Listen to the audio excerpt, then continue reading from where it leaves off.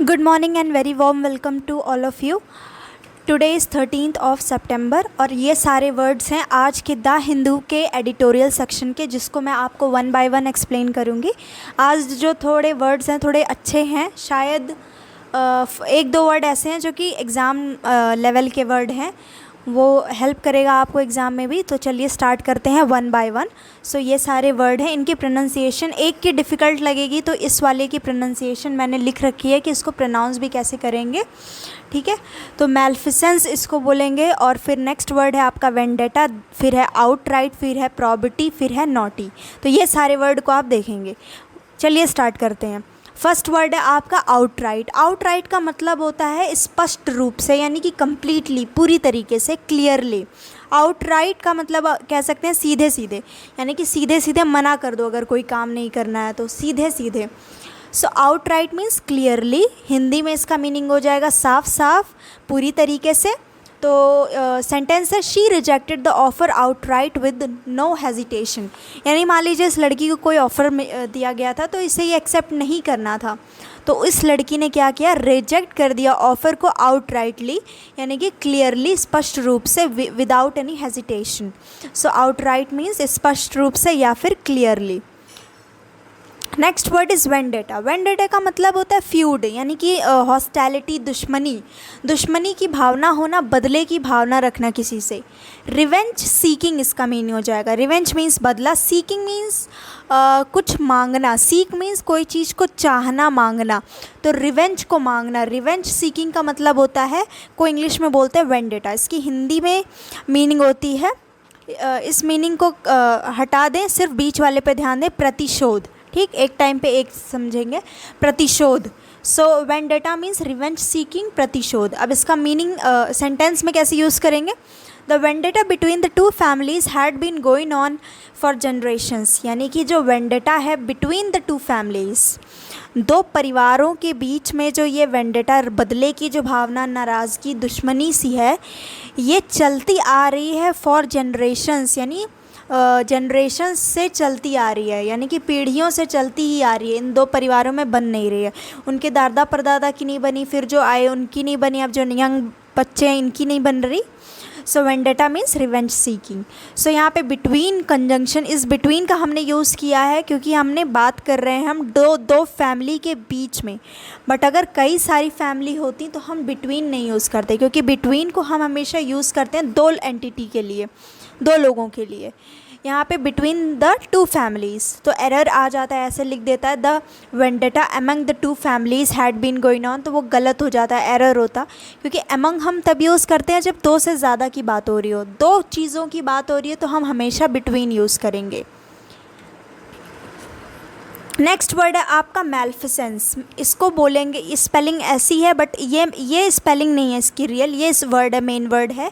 ये प्रोनाउंस कैसे करें उसके लिए मैंने एक ट्रिक लिखी है, इसकी प्रोनाउंसिएशन लिखा है, फोनेटिक्स कह सकते हैं इंडियन स्टाइल में। मैल, MAL, मैल, फी सेंस, सेंस जो हम बोलते हैं, मैल्फिसेंस। तो इसको बोलना है जल्दी से, मैल्फिसेंस। इसका मीनिंग होता है कुछ भी अपराध या जुर्म या फिर गलत काम, बेईमानी, दुराचार वाला काम। सो इंग्लिश में मीनिंग क्या है, रॉन्ग डूइंग और misconduct. So malfeasance means wrong doing और misconduct, specially by public official और person in authority. So meaning of malfeasance is something जो कि गलत किया जा रहा हो, wrong doing, it's meaning is wrong doing और यू कैन से मिसकंडक्ट। ये मीनिंग सब के लिए यूज़ होगी। This word, you can use this word for everyone, but specially this word is used for public officials, यानी कि जो लोग गवर्नमेंट जॉब में हैं, जो कि अथॉरिटी, कोई बड़ी पोस्ट पर हैं। सो अगर वो कोई गलत काम करते हैं तो उनके लिए specially this word is used, जिसको आप प्रोनाउंस करेंगे एज मैल्फिसेंस। सो सेंटेंस देखेंगे, the investigation revealed a clear case of malfeasance within the government agency, यानी कि इन्वेस्टिगेशन हुई, जांच पड़ताल हुई, तो उस जांच पड़ताल से रिवील हुआ, पता लगा क्लियर केस के बारे में, मतलब एक स्पष्ट रूप से हमें पता चला, रिवील हुआ कि ये केस, मतलब कि गवर्नमेंट एजेंसी में मैल्फिसेंस यानी बेईमानी वाला काम चल रहा था। तो बेईमानी, डिसऑनेस्टी, ये सारे वर्ड के लिए जो अच्छा वर्ड है वो हो जाएगा मैल्फिसेंस। फिर नेक्स्ट है आपका नॉटी। नॉटी वर्ड का मतलब होता है कॉम्प्लिकेटेड, कोई चीज़ बहुत ही ज़्यादा कॉम्प्लिकेटेड हो तो उसको बोलते हैं, यानी कि पेचीदा हो, कॉम्प्लिकेटेड, इंट्रिकेट, और कोई चीज़ जो कि कठिन हो सॉल्व करने में, तो उस चीज़ को आप नॉटी बोल सकते हैं।